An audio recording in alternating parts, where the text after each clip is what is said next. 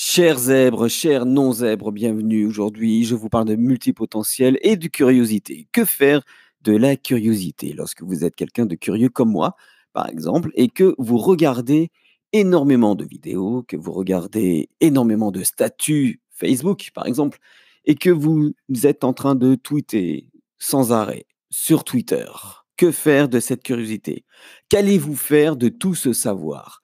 Et est-ce qu'il suffira d'une seule vie pour que tout ce savoir soit dans votre tête? Je vous réponds tout de suite que non. Et Descartes l'avait dit bien mieux que moi, il ne suffirait pas, enfin, une seule vie ne suffirait pas pour pouvoir accumuler tout le savoir. Alors, je me suis posé cette question, pourquoi? Parce que là, j'arrive en bout de course par rapport à tout ce que j'avais envie de partager en impro. Je ne ferai plus d'impro puisque la pensée est moins structurée lorsqu'on est en improvisation, même si il est nécessaire de savoir improviser lorsqu'on fait des podcasts, lorsqu'on fait des vidéos, lorsqu'on parle avec les gens en général. Mais, la structure est bien meilleure lorsque l'on prépare et puis surtout, on a beaucoup moins de stress. C'est ça qui est aussi, important. Mais pourquoi je vous parle de tout ça? Parce que dans mon activité, ce qui est difficile, c'est de choisir et j'imagine que pour vous, tiens, je veux dire pour toi aussi, c'est difficile de choisir fromage ou dessert. Toujours le problème, est-ce qu'on va prendre de la salade avec? Bon, bref, en fait, tout ça pour dire que, le choix est toujours difficile. Lorsque vous avez 2 choix possibles, généralement, c'est le troisième qui est important. Celui auquel vous n'avez jamais pensé, celui qu'on ne vous a même pas conseillé et celui, qui sera peut-être le compromis entre les 2. J'aime pas trop le mot compromis, mais c'est un petit peu l'idée, en fait. Lorsque je regarde beaucoup de vidéos, je visionne beaucoup de vidéos sur la politique, sur la sociologie, sur les mathématiques, sur, l'intelligence, sur les neurosciences. Mais qu'est-ce que je vais faire de tout ça? C'est ce que je suis en train de me dire. Qu'est-ce que je vais faire de tout ça? Qu'est-ce que je vais faire? Il faut vider la poubelle à un moment donné. Il faut sortir les tiroirs. Il faut faire du tri dans tout ça.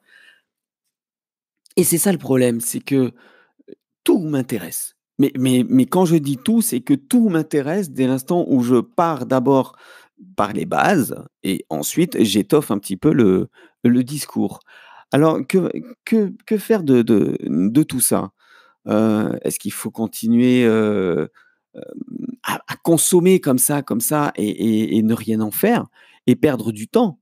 Non, je pense pas que ça soit ça. Est-ce que, il faut arrêter carrément, de s'instruire, carrément de regarder des vidéos, d'écouter des podcasts et peut-être de lire des articles les plus intéressants, de lire des livres? Est-ce que c'est ça qu'il faut faire pour arriver à son activité? Je ne crois pas non plus. Et puis je me suis dit: «Mais étant donné que je ne fais pas les choses comme les autres et étant donné qu'en fait» là, par exemple, je suis en train d'enregistrer ce podcast sur Anchor, je vous mettrai les liens en description. Et j'ai remarqué qu'on pouvait enregistrer directement, donc ça m'évite de passer par un logiciel où j'enregistre, ensuite de faire de l'édition et de le mettre directement. Non, non, non, là je le fais directement comme ça c'est réglé, c'est directement sur la plateforme et puis après je le partage ailleurs, entre autres sur, Ocha et puis sur YouTube et puis sur Facebook et cetera et cetera. Vous avez bien compris, la méthode.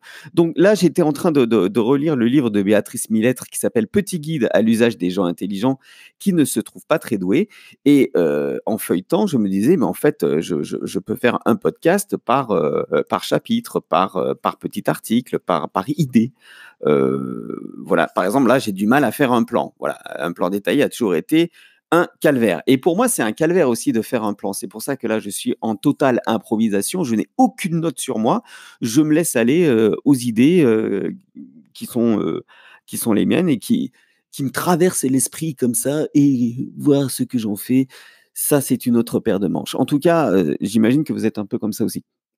J'imagine que tu es comme ça aussi et on te dit: «Mais non, mais il faut que tu choisisses, il faut que tu deviennes spécialiste dans quelque chose». Oui, mais non, mais je ne peux pas devenir spécialiste dans quelque chose.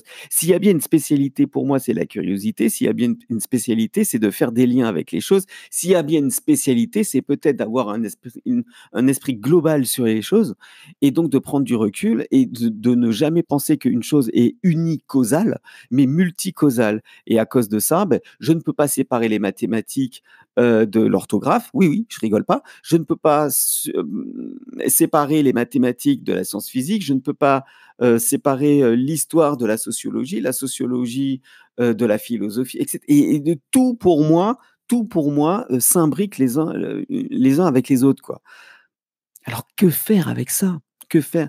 Et là, je me suis dit: «En fait, je vais continuer tout ça, mais au lieu de faire un simple statut Facebook, au lieu de faire un simple tweet et surtout au lieu, de faire des commentaires à rallonge en argumentant pourquoi telle idée me semble pas aboutie ou telle idée, peut être contredite ou alors, en argumentant, sans arrêt, contre, la pensée dominante et puis, l'idéologie actuelle, par exemple, pourquoi pas faire des vidéos? Pourquoi pas faire des podcasts là-dessus? Plutôt que de dire: «Ah!» à un pote: «Ah, je suis tombé sur une vidéo, c'est vachement bien, tu devrais la regarder». OK, je le partage avec mon pote, mais est-ce que je ne peux pas partager ça avec tout le monde?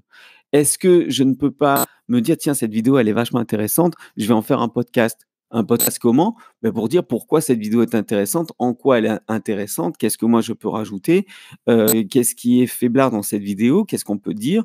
Et on peut faire ça pour tout. On peut faire ça pour un livre qu'on a lu, on peut faire ça pour une discussion qu'on a eue, on peut tout est là en fait. En fait, tout est là pour que je puisse faire du contenu et que je puisse ne plus prendre la tête à me dire de quoi je vais parler et est-ce que je vais pas me répéter et surtout comment faire un peu différemment des autres. Je cherche pas à être, l'original du siècle, mais ce qui est sûr, c'est que, hem, je n'ai pas envie, vraiment de répéter les mêmes choses. Les idées sont les mêmes, les idées, tout le monde les a, tout le monde elles sont consultables un petit peu partout, mais ces idées-là, il faut en faire quelque chose et c'est comment on va en faire quelque chose qui va être très personnel. C'est-à-dire que, par exemple, moi, je peux voir une vidéo de Roland Gori qui s'appelle «La fabrique des imposteurs» et faire un lien avec ce qui se le Landsgate. Je ne sais pas si vous vous rappelez de ça. Nous sommes en 2020 et c'est juste, pendant la crise du coronavirus et un petit peu après, on a découvert qu'un très, très grand journal scientifique, avait, publié un article, qui diffusait des fausses nouvelles.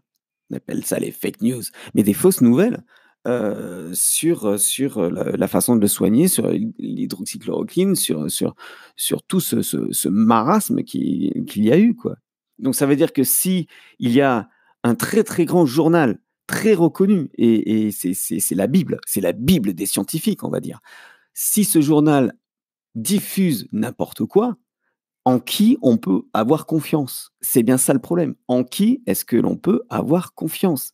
Ça c'est un vrai cataclysme dans le monde scientifique, lorsque on a compris, puisque là maintenant ça a été démenti, hein, que tout ce qui était, dans ce journal, dans cet article en tout cas, était faux. Est-ce que ça veut dire qu'il faut remettre en cause tout ce que ce journal a publié? Est-ce que ça veut dire qu'il y a des scientifiques qui ont été reconnus, qu'il faut destituer? Ça pose vraiment problème. Bon, mais ça peut faire, l'objet d'un podcast et de recherches et peut-être aussi, d'améliorer et de complémenter, ce qui a été dit. Ça peut être quelque chose, d'intéressant. Voilà et je fais le lien avec La fabrique des imposteurs de Roland Gori, puisqu'il expliquait que pour être reconnu, il fallait publier énormément d'articles. C'est pas le meilleur qui va être reconnu, mais celui qui va publier énormément d'articles. Ça pose question parce que si tous les experts, reconnus ne sont reconnus que parce qu'ils ont publié des articles et non pas parce qu'ils sont les meilleurs, heu, ça veut dire que la plupart des vérités scientifiques, sont peut-être, à mettre en cause et là, ça pose un vrai, vrai, vrai problème. Je vais pas m'étendre sur la question puisque ce n'est pas le sujet du jour. Le sujet du jour, c'est que faire lorsqu'on est curieux dans une seule activité, alors que cette activité, ne nécessite qu'un seul domaine? Voilà.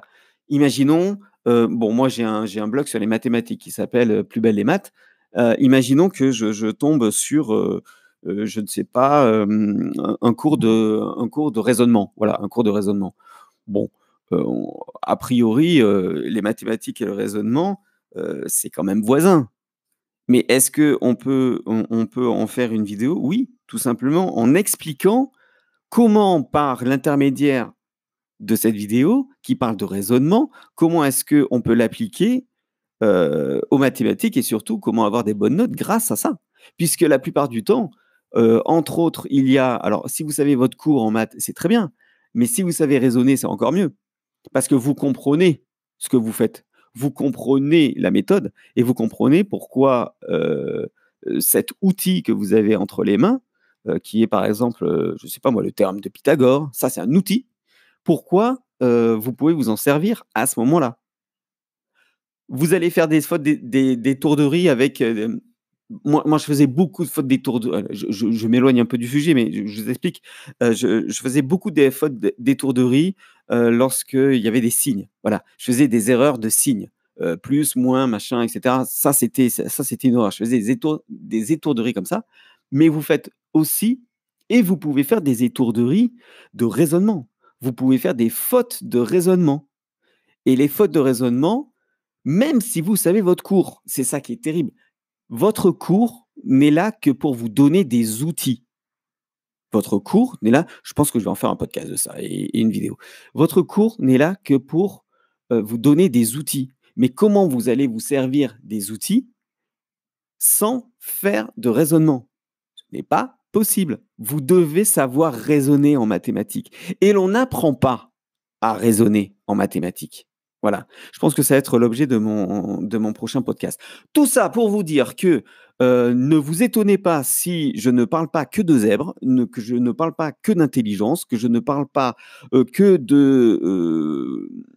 d'hypersensibilité, que je ne parle pas que de tout ce dont vous entendez parler lorsque, vous voyez zèbre quelque part. Je vais parler de tout, mais avec la vision d'un zèbre, avec la vision de quelqu'un de global, avec la vision que vous pouvez avoir aussi lorsque, je sais pas, mais on vous dit souvent, j'imagine: «Mais tu vois trop loin, mais tu vas chercher trop loin, mais ça n'a rien à voir, mais qu'est-ce que c'est que tu es en train de faire? Ça n'a aucun lien» et pour vous, ça a du lien. Parce que justement, vous avez un esprit global. Vous avez une vision globale des choses et vous ne pouvez pas choisir entre vous dire: «Oui, ça je peux le dire, ça je peux pas le dire». Vous n'allez pas compartimenter votre savoir puisque vous allez ouvrir les vannes et vous allez vous rendre compte que tout est imbriqué. En tout cas, pour moi, c'est comme ça que c'est imbriqué. Donc, ne vous étonnez pas si, je parle d'autre chose que de zèbres.